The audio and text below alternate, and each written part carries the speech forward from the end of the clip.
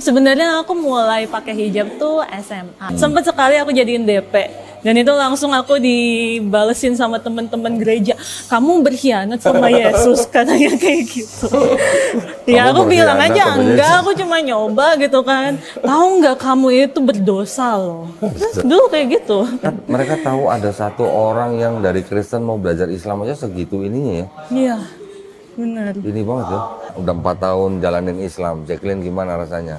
Lebih bahagia. Bahagia. Pertama itu ya. Yang kedua justru aku ngerasanya ketimbang dulu di Kristen, doa aku lebih gampang diijabah setelah masuk Islam. Di Islam? Iya. Masya Allah. Kenapa?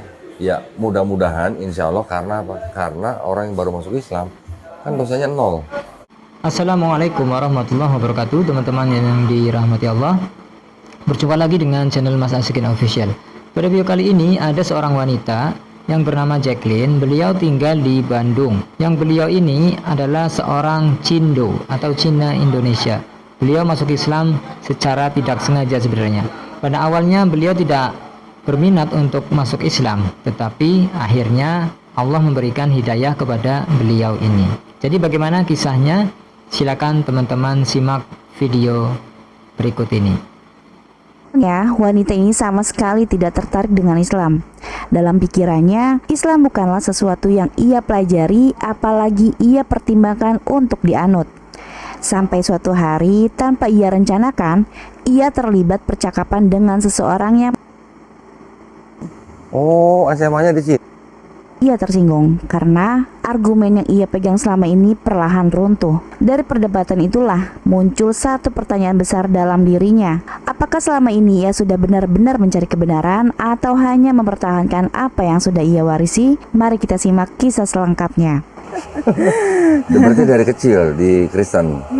Orang tuanya juga Kristen semua. Ya, 2021. Sebelumnya udah kepengen masuk Islamnya udah berapa lama sebelum syahadat? sebenarnya tuh dari aku mulai tahu Islam tuh mungkin dari SMA. Oh, SMA. Nah, SMA tuh kan aku dari Cina balik ke Bandung. Dari Dapetnya. Cina? SMA-nya di Cina? Iya. Berapa tahun? 1,5 tahun. Oh, SMA-nya di Cina. Sengaja dikirim sama orang tua ke sana Iya, gitu? mama yang mau aku ke sana. Biar apa?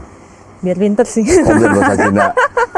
Ya katanya tuh mama memang pengen keluar negeri dari dulu. Makanya dulu pernah cita-citanya jadi pramugari kalau mama. Oke. Cuma karena nggak kesampaian, jadi dikasih ke anaknya gitu. Maksa anaknya yang harus ngikutin cita-citanya gitu.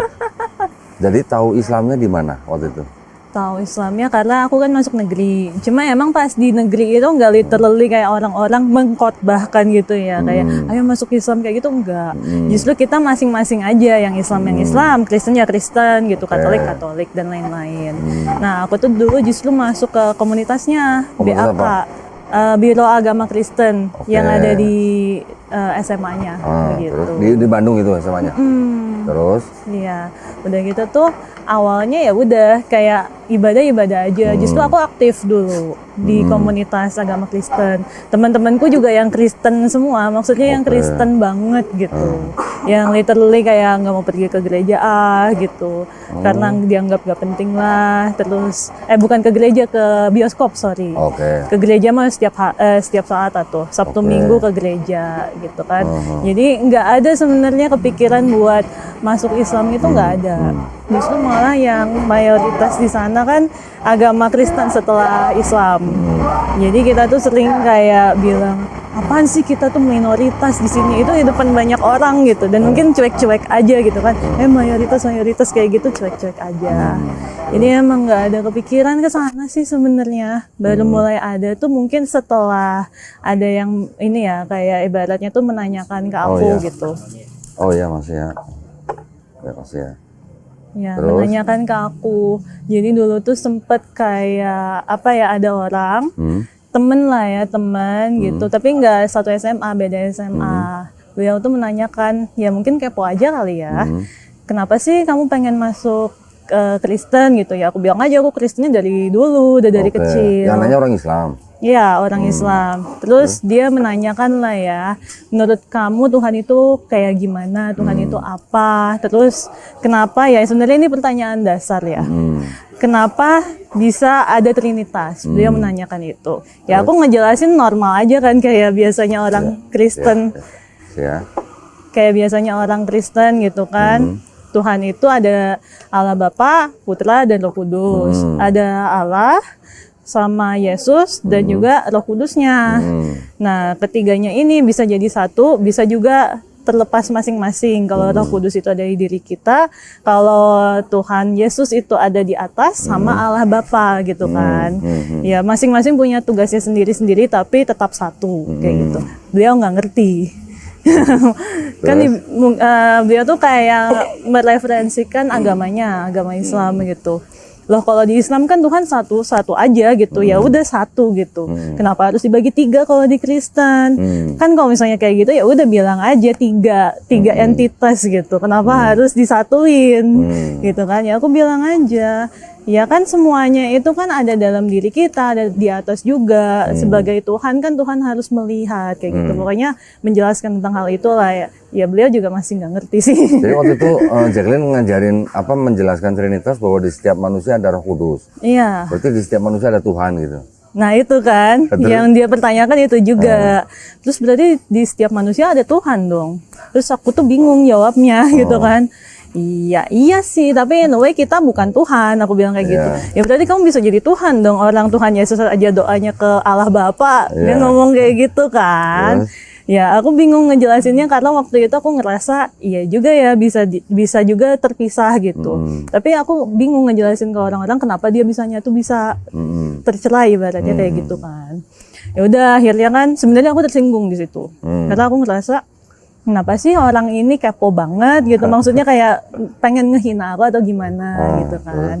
Jadi aku tanyalah ke pembimbing agama waktu itu yang di GBR. Pembimbing agama Kristen. Iya, yang di Aruna. Beliau menjelaskannya hal yang sama juga kayak aku. Terus aku bilang juga kan kenapa bisa dipisah gitu, beliau nggak bisa jawab gitu kan.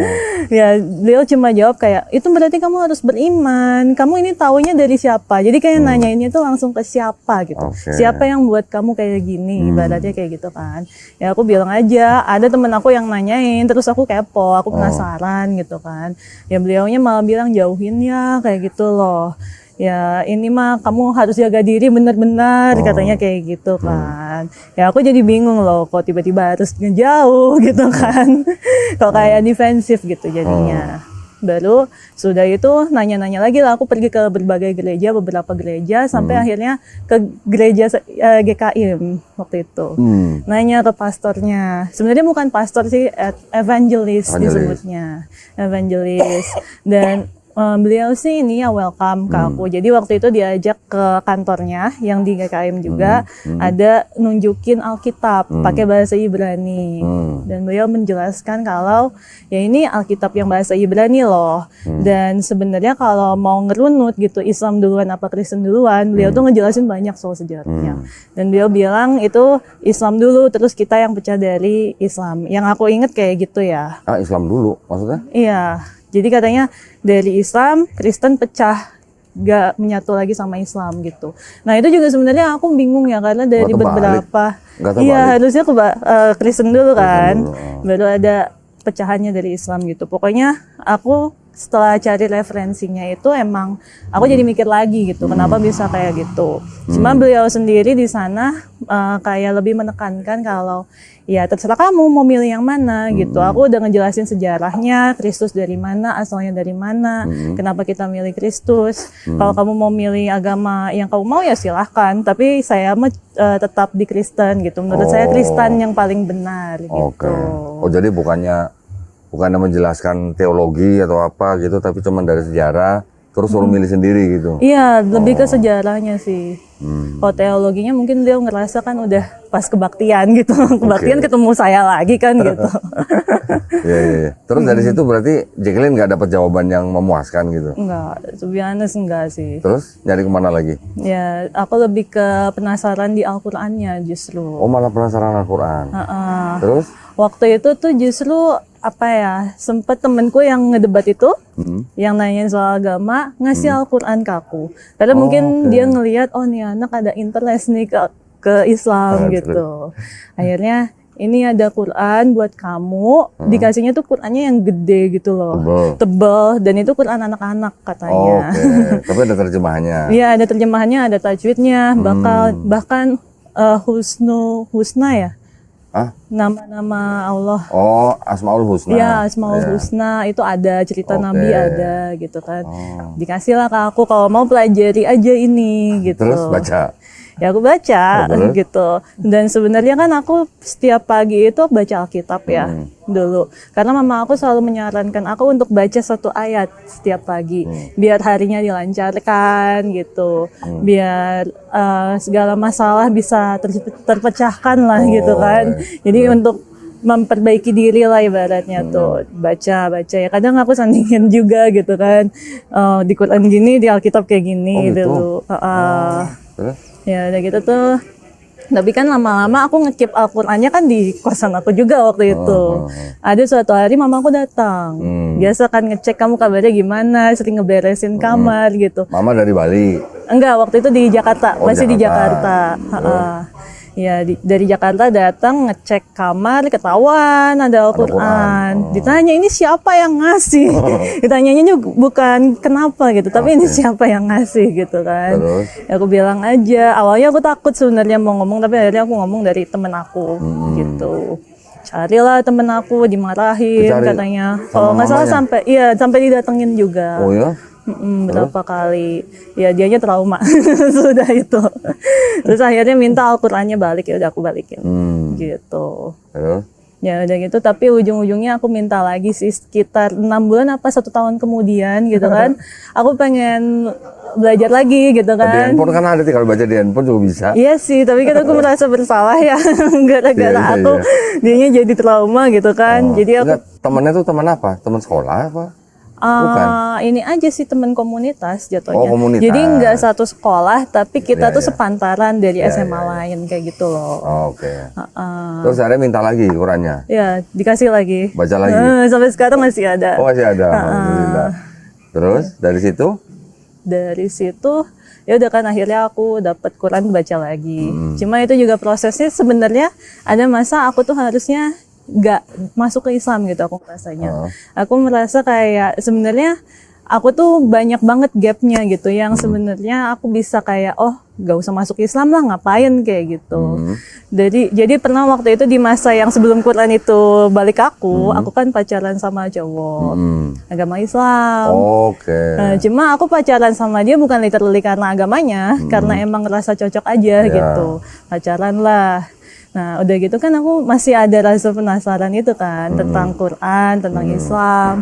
Akhirnya aku bilang, cobalah ajarin aku sholat kayak gitu. Taunya dia sendiri gak tahu cara sholat. Aduh. Dia aja lupa doa sholat kayak gimana.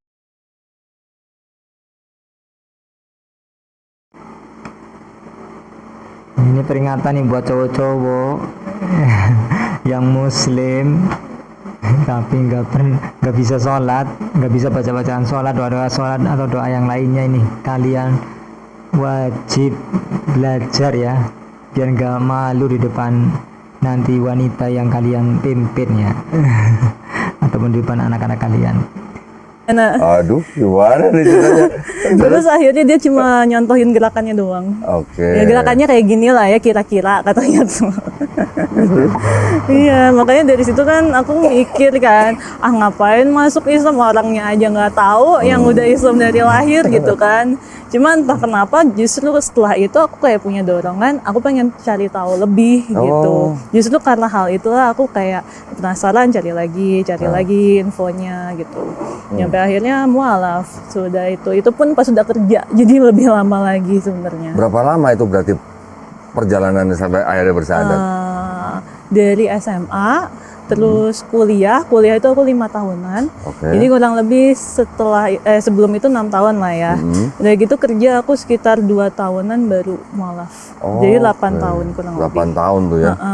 Dari SMA tuh ya. Iya. Dari semenjak ditanya tuh yang Iya, jadi itu nggak literally, kalau orang kan bilang disegerakan Iya, syahadatnya iya, iya. kayak Iya, gitu. iya, Kamu nggak tahu kapan kamu hidup, sampai kapan kamu hidup gitu kan.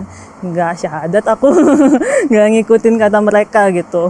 ketika Jacqueline sudah mulai baca Quran lagi, yang kedua tadi yang dikasih, inget nggak ayat apa yang paling berkesan buat Jacqueline? Yang berkesan. Sebenarnya ada satu ayat yang pertama kali aku dengar. Orang tuh pertama kali tahu Islam tuh taunya yang 3 kul kan, yang Al-Ikhlas, Al-Falaq sama apa namanya? Ini aku apa? lupa. Anas. Anas, iya Anas. Kadang kalau nggak dibaca aku nggak ingat namanya. Soalnya biasa langsung ke ayatnya.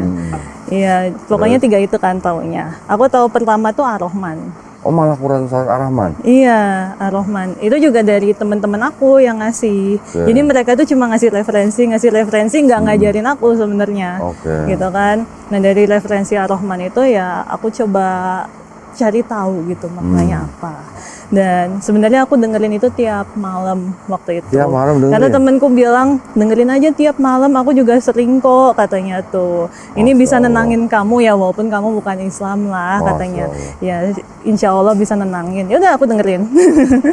Berapa lama dengerin? Ya sering sih, aku nggak tahu berapa lama. Cuma sering kalau aku ingat aku pasti dengerin gitu kan. Sampai berapa kali mama tuh mau nyabut headset aku pas tidur. Karena kan aku ketiduran gitu. Terus ditanya kamu dengerin apa kayak gitu. Terus mamanya suruh dengerin ya? Enggak, aku takut nanti dimarahin. Kirain. Terus akhirnya bersahadat di mana? Di Masjid Salman ITB. Masjid Salman ITB. Oh, Masya Allah. Waktu itu yang menggerakkan hati Jacqueline sampai mau bersahadat itu apa? Sebenarnya awalnya teknis sih. Karena aku tuh ngerasa aku udah Islam sebenarnya dari sebelum bersyahadat. Karena kan ketika kita sholat ada syahadatnya juga gitu kan. Loh, berarti sebelum syahadat di Masjid Salman sudah sholat? Udah. Berapa lama itu? Wah lupa, sekitar 2-3 tahun sebelumnya lah. 2-3 tahun sebelumnya? Iya, sebenarnya kan yang dari sama pacar aku itu tahun 2016 kayaknya ya. Itu udah mulai cari tahu cara sholat tuh gimana. Nyampe dikasih bukunya, beli bukunya sendiri bahkan tata cara untuk sholat. Aku tuh pelajarin.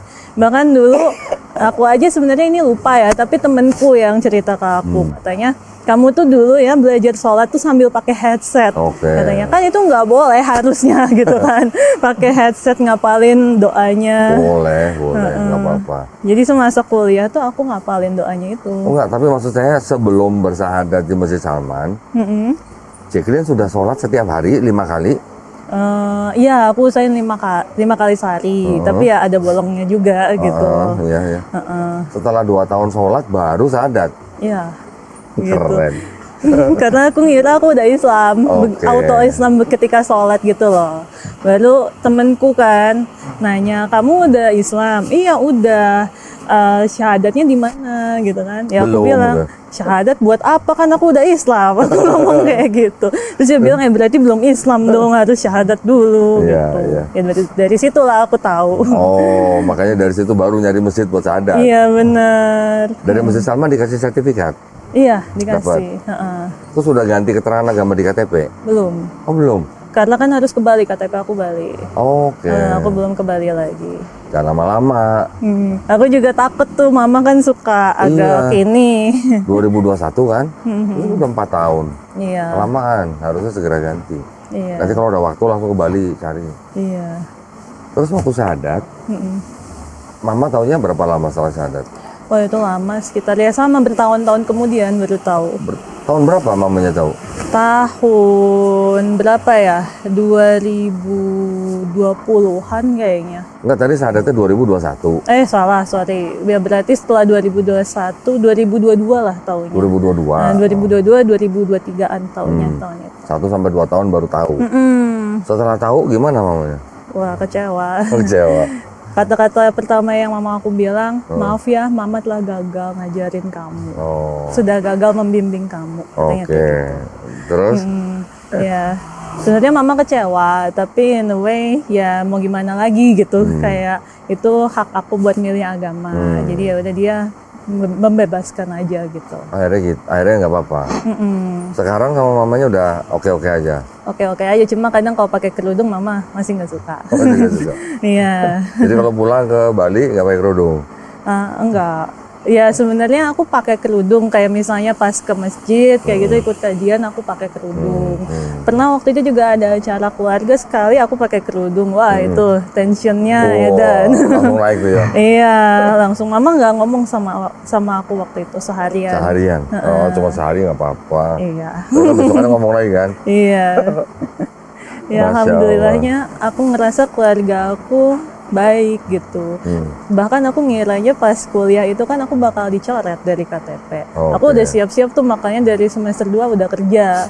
Nabung duit, nyari relasi. Karena aku mikir kayak kalau suatu saat aku di-cut dari keluarga, at least aku udah punya kerjaan. Aku udah bisa hidup sendiri gitu. Ya walaupun alhamdulillahnya ternyata nggak dicoret. Justru mama aku nggak mau nyoret malah dari KTP. Gitu. Dari kakak. Oke, alhamdulillah. Nah, berarti kan kalau begitu Jacqueline masuk Islam, wah gede. Dah. Pindah dulu, sana dulu.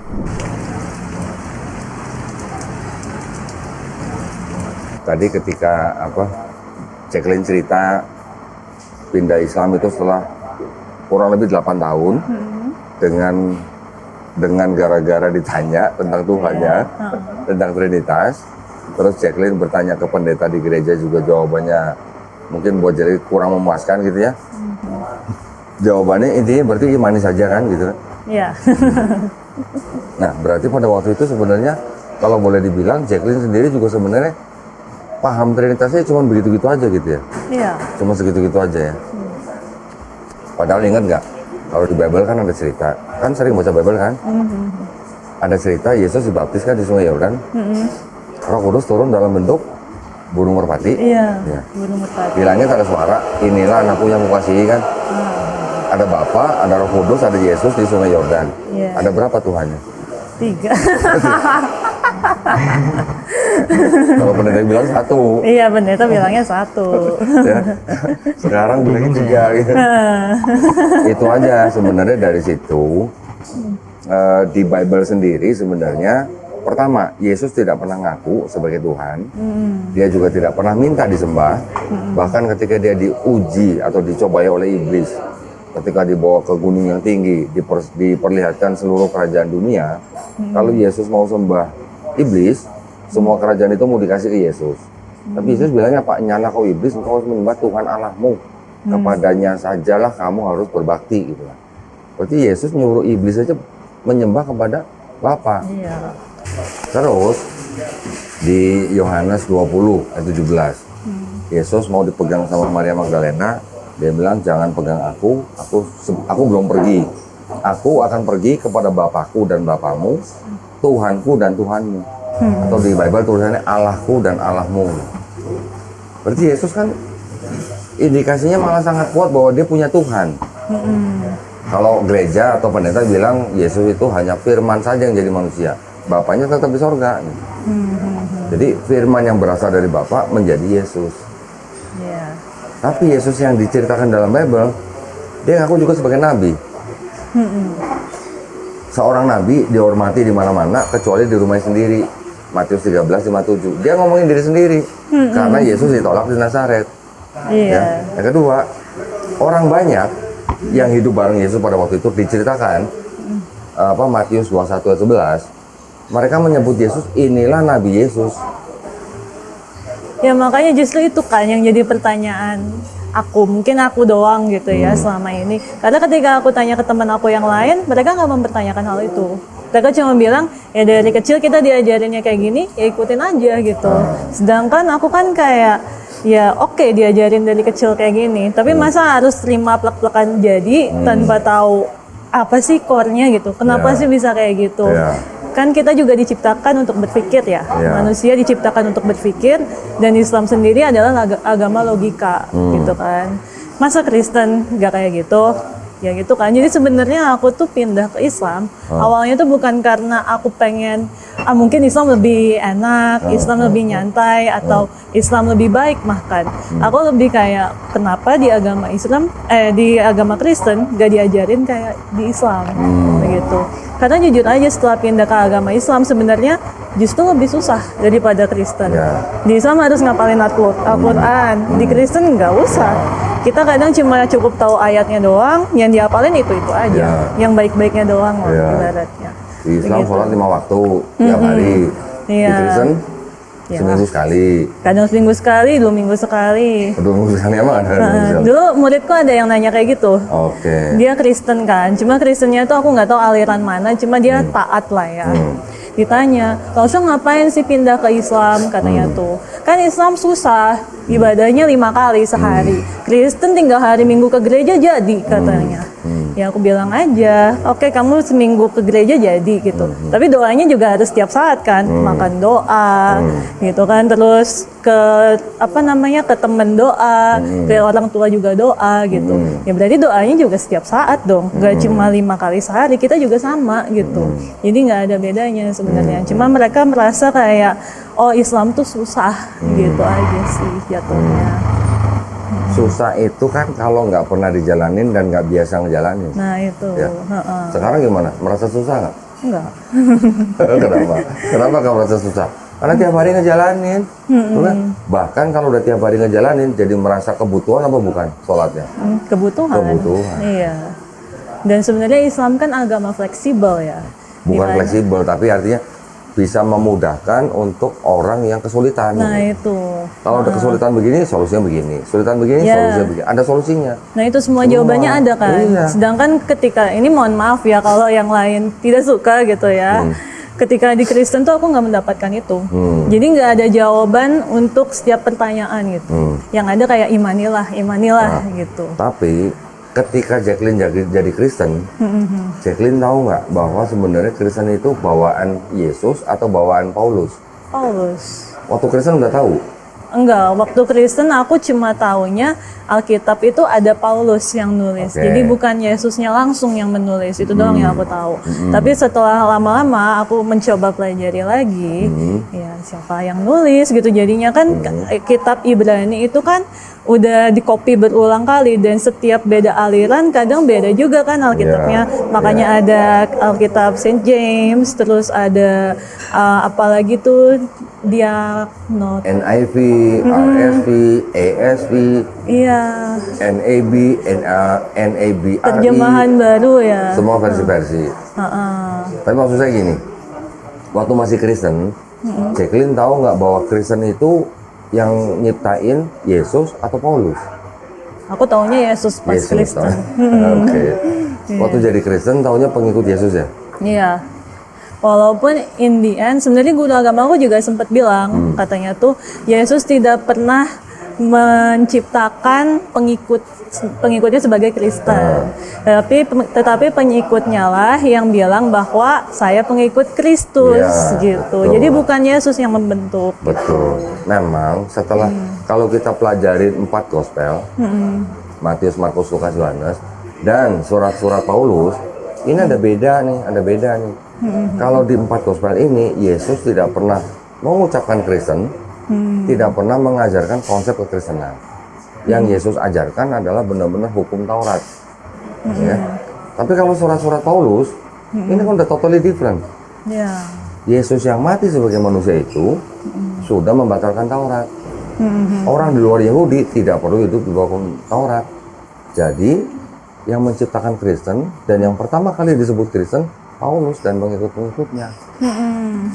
Kalau Yesus kan nggak mungkin ada bilang hukum Taurat dibatalkan.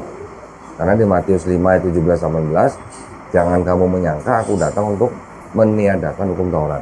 Aku datang bukan untuk meniadakan, melainkan untuk menggenapi. Yang 18, selama langit dan bumi belum lenyap, satu iota pun tidak akan dihilangkan. Berarti hilangnya kapan? Kiamat gitu. Iya. Iya kan? Hukum Taurat itu kan. Paulus bilang Yesus yang mati sebagai manusia itu sudah membatalkan hukum Taurat. Berarti boleh nggak kita bilang bahwa Paulus ini memfitnah Yesus? Itu juga masih jadi perdebatan kan di orang Kristennya sendiri. Banyak yang mempertanyakan hal itu. Iya, jadi sebenarnya Yesus di dalam kitabnya orang Kristen tidak mengajarkan agama Kristen. Tidak mengajarkan Kristen. Kristen itu berasal dari ajarannya Paulus. Gitu. Ya, yang nggak pernah bisa diterima ya sama Iya, orang Kristen iya. lain. Kalau orang Kristen bilangnya kan Kristen adalah pengikut Yesus gitu kan. Tapi kalau yang mau tanya yang diikutin apa? Yesus disunat. Ya kan? Lukas 2 ayat 2.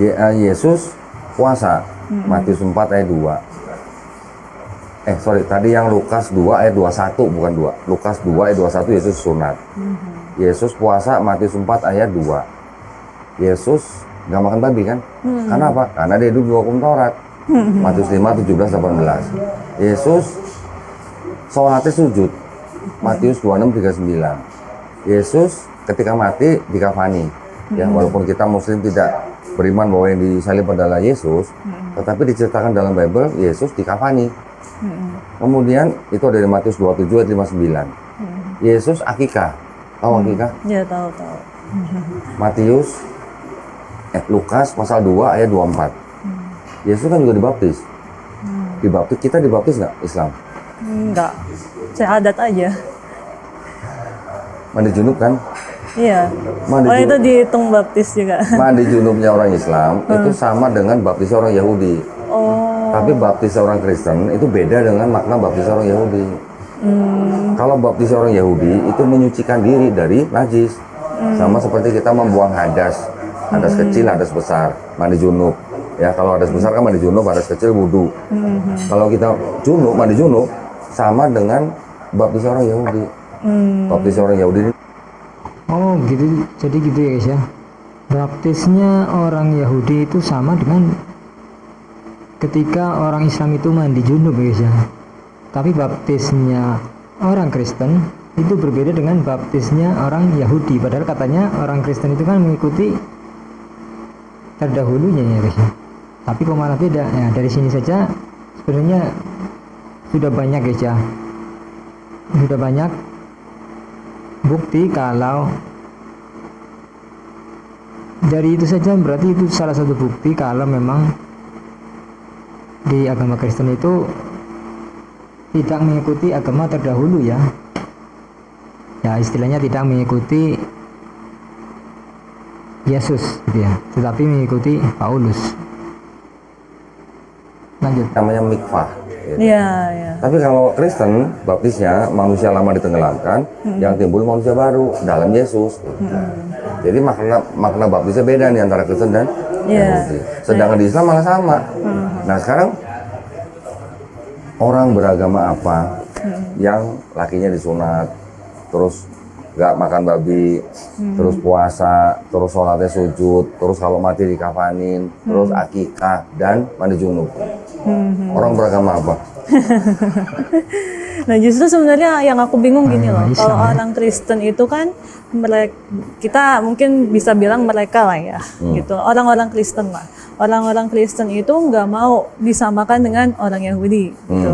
Tapi ada beberapa ajaran yang justru mereka tuh bangga dengan Yahudi gitu. Padahal sebenarnya kan ajarannya udah beda gitu. Jadi kenapa mereka tuh harus mengkategorisasikan beda-beda untuk tiap aliran? Ada murid aku juga yang kebetulan Kristen, itu ngedebat gurunya yang Kristen juga. Dia bilang katanya, tahu nggak kitab yang sebenarnya tuh di mana gitu kan? Kitab sebenarnya kitab apa? Kitab ini Alkitab gitu kan. Terus orang yang Kristennya bilang, ya adalah Alkitab gitu kan. Di mana? Ya ada di suatu tempat kayak gitu ngomongnya. Si orang Kristennya ini yang guru Kristen. Terus si muridku ini bilang, aku ada buktinya di Alkitab aku bisa tunjukin. Ditanya lagi Alkitab yang mana gitu kan. Jadi dia aja bingung gitu, bentar Alkitab yang mana ya gitu kan. Alkitabnya banyak gitu. Jadi sebenarnya nggak ada ujung di antara satu aliran ke aliran lainnya gitu. Dan itu juga yang sebenarnya bikin aku bingung gitu. Di Kristen ini aku jadinya gimana kayak gitu. Protestan 66 buku kitabnya, ya. Iya. Katolik 73 buku. Oh. Ethiopia, Ortodok 78 buku. Ethiopia 81 buku. Jumlah bukunya atau jumlah suratnya beda. Iya. Jadi yang bukan firman Tuhan yang mana? Nah itu.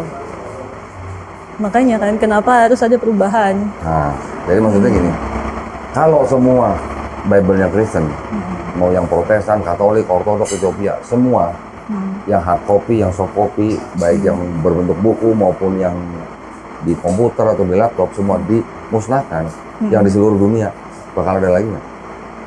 Nah itu, nggak ada. Karena apa? Karena nggak ada yang hafal. Iya. Nah, kalau Quran, mushaf Quran semua dimusnahkan, di handphone, di laptop semua dimusnahkan, bakal ada lagi sebentar. Karena jutaan orang yang hafal. Iya. Ada kesalahan aja harus Nah dibalikin. iya, jadi tinggal cari aja hafiz Quran satu, suruh baca, yang ketik udah jadi cuma sebentar. Itu bedanya. Iya. Dan ya itu tadi yang penting apa? Orang Kristen mungkin nggak tahu bahwa mereka sebenarnya bukan pengikut Yesus. Iya. Tapi apa? Pengikut Paulus, penyembah Yesus. Nah itu. Benar kan? Benar. Dulu waktu Jacqueline masih jadi Kristen, merasa pengikut siapa? Ya pengikut Yesus. Merasanya pengikut Yesus. Iya. Padahal yang dilakukan, yang diimani adalah ajaran Paulus. Nah, Gitu, itu bedanya. dia. agak kocak ya sebenarnya. Nah, terus dulu mulainya pakai hijab gimana? Sebenarnya aku mulai pakai hijab tuh SMA. Literally temen dandanin gitu. Oke. Karena kan aku di negeri. Jadi namanya kayak ada tuh yang cewek-cewek kan ukti suka iseng. Coba deh kamu pakai. Kan ada yang anti itu kayak, Iya. oh saya nggak mau gitu kan. Tapi kalau aku kayak ya udah deh boleh gitu. Jadi sempet didandanin berapa kali. Sempet sekali aku jadiin DP. Dan itu langsung aku dibalesin sama teman-teman gereja. Kamu berkhianat sama Yesus katanya kayak gitu. Ya aku Kamu bilang berkhianat aja sama enggak, Yesus. aku cuma nyoba gitu kan. Tahu nggak kamu itu berdosa loh. Dulu kayak gitu. Elah. Itu SMP, SMA. Ada pengalaman nggak sama teman-teman di kantor mungkin tahu bahwa oh ternyata Jacqueline Chinese tapi Muslim gitu? Ada yang nanyain? Banyak. Banyak. Cuma mungkin pertama kali yang aku alamin itu sebelum kerja malah. Oh, masuk Pas kerja. zaman semester 2 itu, yang aku awal masuk kuliah, itu kan aku mencari kerja. Setelah aku mikir, wah ini kayaknya aku bakal dicoret dari kakak gitu kan. Pas itu juga, ya sekitar sebulan 2 bulan pas setelah aku apply, ada yang manggil dari kafe juga waktu itu. Tapi kafenya udah tutup kayaknya sekarang. Ya manggil waktu itu di Bandung, aku kan di Jatinangor kan. Jadi aku naik bis ke sini. Dan gitu kan ada tuh HRD-nya Chinese ternyata. Di interview lah. Itu tuh nanyain tentang kerjaan cuma 5 menit. 2 jam khotbah dia. Oh. Iya. 2 jam ceramah itu isinya. Iya, pertamanya tuh ditanyain tuh gara-gara aku ngomong alhamdulillah. Oh. Kan ditanya kamu gimana kabarnya? Alhamdulillah baik gitu kan. Terus dia nanya loh kok kamu ngomong alhamdulillah, dicek kan, kamu Islam. Kristen gitu kan. Waktu itu kan masih Kristen, tapi kayaknya aku nggak nyantumin agama waktu itu. Oke. Tapi di CV gitu kan agak aneh ya nyantumin agama. Cuma dia baca nama aku Kristen banget gitu kan. Kamu Kristen kan? Ya aku bilang iya gitu kan. Kenapa ngomong alhamdulillah? Ya aku lagi belajar Islam, aku jawab kayak gitu. Mulailah dia ke-trigger. Jadi nanyain pengalaman kerja aku tuh cuma 5 menit. Sisanya ya dia bilang di agama yang general, agama umum, kita punya Adam dan Hawa gitu kan. Terus Adam dan Hawa punya anak, jadinya bla bla bla bla. Pokoknya dia jelasin dari awal nyampe akhirnya ada Kristus gitu di sana. Literally 2 jam gak berhenti dia ngomongin. Yang ujung-ujungnya tuh sebenarnya kerucutnya ke agama Kristen. Terus diterima kerja nggak? Enggak. Cuma malah dia ngelihat alamat aku waktu itu kok. Ditanya kamu alamatnya di sini kan katanya, ada kan di CV kamu gitu kan. Terus aku bilang iya. nanti saya hubungi kamu ya, oke gitu kan. Ya aku pikir hubunginnya buat kerjaan dong. Taunya dia mau ngirim buku ternyata. Nge-WA tuh mau ngirim 2 buku agama Kristen waktu itu. Ya ini biar iman kamu makin kuat katanya kan kayak gitu. Walaupun akhirnya nggak dikirimin sih spoilernya. Interview kerjanya 5 menit, khotbahnya 2 jam. Iya, tapi setelah itu aku dihubungin lagi sama beberapa orang lainnya. Ada Ci A gitu kan, Ci B ngubungin aku. Ya sama, ngirimin buku itu. Kan aku kayak agak ragu ya, ngapain nih orang tiba-tiba mau ngirimin buku, nggak kenal gitu kan.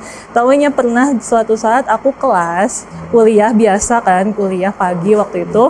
Ada temenku Chinese juga nanya, kamu kenal kok ini nggak? Aku kaget loh, itu kan kok yang terakhir mau ngirimin buku, gitu kan? Ya tapi aku nggak langsung ngomong, aku cuma bilang, iya kenapa? Terus dia ngomong hal yang sama juga, dia pengen ketemu kamu, pengen ikut komunitas kita katanya tuh, sama pengen ngirimin kamu buku. Ini kokonya satu komunitas loh sama aku, ya aku kan kayak loh kok bisa satu kelas lagi gitu kan? Mereka tahu ada satu orang yang dari Kristen mau belajar Islam aja segitu ininya ya. Iya, benar. Ini banget ya. Bener banget. Ya walaupun akhirnya nggak jadi sih dikirimin bukunya. Dan temenku juga mungkin udah ngerasa aku takut, dia nggak ngomong lagi. Tapi masih sekelas, nyampe lulus barengan sama aku. Baru mau tahu Islam udah digituin ya. Terus waktu setelah masuk Islam, kan tadi kan mama sempat kecewa, saudara-saudara yang di Serang atau Cilegon juga kecewa. Ya. Tapi nggak sampai ribut kan? Enggak sih, cuma ya kadang kalau di sini ngomongnya pundung, cuek-cuekan aja gitu. Pundung. Kayak bete lah, bete. Oke. 2021, sekarang udah 2025, udah 4 tahun jalanin Islam. Jacqueline gimana rasanya? Lebih bahagia. Bahagia. Pertama itu ya. Yang kedua justru aku ngerasanya ketimbang dulu di Kristen, doa aku lebih gampang diijabah setelah masuk Islam. Di Islam? Iya. Masya Allah. Kayak apa ya, entah nggak tahu mungkin efek mualaf gitu ya. Tiap kali aku ada doa sesuatu, kejadiannya cepet. Masya Allah. Gitu ya, Masya Allah. Masya Allah. Keren, itu keren. Iya. Kenapa? Ya mudah-mudahan insya Allah karena apa? Karena orang yang baru masuk Islam kan dosanya 0. Iya. Dosa sebelumnya udah diampunin semua, udah dihapus semua. Karena nggak punya dosa, kalau doa ya pasti insya Allah cepat dijabah lah. Ya, amin semoga. Berarti Semoga boleh dong doain makin kita ya. dong. Tolong doain dong yang ini belum punya ini nih, belum nikah. Yang ini juga belum nih. Boleh. Ini antrian keberapa kan boleh lebih dari Antrian satu. Kalau suami mah nggak boleh ya, yang boleh istri. Itu kasihan tuh sampai sekarang tuh belum tuh. Kasihan. Ada lagi mau ceritain? Kira-kira apa ya? dari pengalamannya Jacqueline? Ya kalau diskriminasi kayak gitu sih ada berapa kali ya. Salah satunya itu kan kalau sebenarnya dari keluarga sih paling berat. Karena kan ketika keluarga aku tidak menerima gitu kan, ya aku otomatis ngerasa sendirian gitu. Walaupun sampai sekarang juga aku sendirian gitu kan, kemana-mana sendiri gitu, apa-apa sendiri. Cuma lebih kayak aku sering agak gedek aja gitu sama orang yang ngomong, kan kamu enak, kamu mayoritas sekarang sebagai Islam gitu kan. Kamu kan agamanya mayoritas, banyak yang dukung kamu gitu kan. Ya kalaupun banyak yang dukung aku ya insya Allah gitu, Masya Allah kalau memang banyak yang dukung aku. Tapi kan belum tentu gitu. Dan yang paling utama keluarga aku nggak dukung aku, siapa lagi yang mau dukung aku kecuali diri aku sendiri gitu kan. Jadi kadang aku suka ya itu gedek, gak suka gitu sama orang-orang yang ngegampangin, oh kamu mualaf ya otomatis enak lah, banyak yang bela gitu. Padahal ya semuanya itu berkat Allah gitu. Allah yang ngasih aku berkah, bukan aku yang kayak oh ya aku udah pasti banyak yang mendukung, kok enggak. Justru malah jarang yang mendukung, diri sendiri yang mendukung juga. Ini apa namanya? Sekarang sebagai Muslim, saya saranin Jacqueline cari komunitas Islam. Komunitas, harus ikut komunitas gitu. Kalau ada komunitas mualaf juga bagus apa namanya, bisa saling sharing lah gitu ya. Kan Jacqueline di Bandung, yang saya tahu ada komunitas mualaf tuh di Masjid Lause. Nah, boleh coba gabung situ. Boleh. Kan bisa saling sharing, bisa saling apa, jadi nggak sendiri, nggak berasa sendiri gitulah. Ya. Iya. Masya Allah, kisahnya beliau ini begitu sangat-sangat menginspirasi ya buat kita semua ya teman-teman ya. Beliau ini Cindo, bahkan dari Cina. Dan beliau ini masuk Islam karena tidak sengaja, berawal dari rasa penasarannya yang diawali dengan perdebatan dengan temannya tentang agamanya sendiri. Demikian kita tutup. Subhanakallahumma wa bihamdika asyhadu an la ilaha illa anta astaghfiruka wa atubu ilaik. Wassalamualaikum warahmatullahi wabarakatuh. Salam tauhid.